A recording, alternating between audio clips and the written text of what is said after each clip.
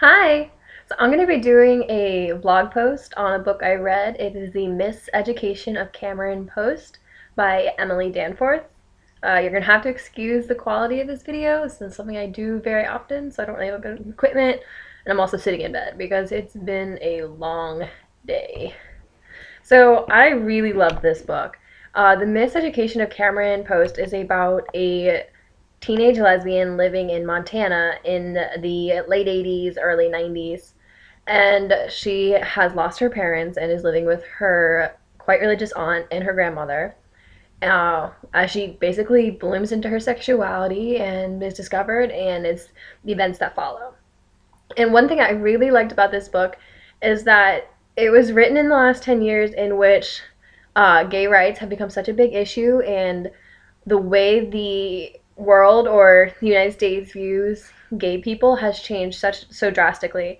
And so I think this is a really great view into what the gay population has had to go through, because for people, even like I was born in 1994, this book finishes up in 1993, so I don't really have a good idea of like before gay rights really came onto the scene, what were the kinds of things that these people were going through.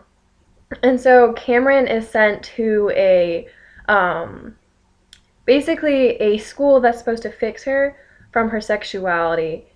And what I really enjoyed about this book is that Cameron, she has so many people telling her that she's wrong and that she shouldn't be feeling a sexuality, even that her sexuality isn't a real thing. It's just a disorder almost.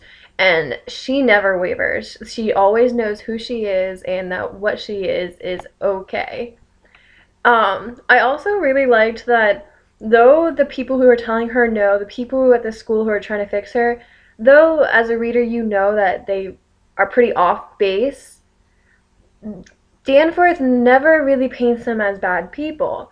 You are able to find common ground with them, understand where they're coming from, even if it's not necessarily the best decisions. Um, and so all of her characters were just really real, they were really rich. The only criticism that I would give for this book is that personally I would have liked to seen a little bit more of reflection in Cameron. You know a good amount of like what's going through her head based on her actions and like the few thoughts she gives you, but she really goes through this novel with a wall up between her and everybody, and sometimes I feel like that wall comes up between her and the reader as well. And so I would have liked if that wall had been a little less, you got a little bit more introspection. But other than that, I loved this book. I couldn't put it down, and I would highly, highly recommend it.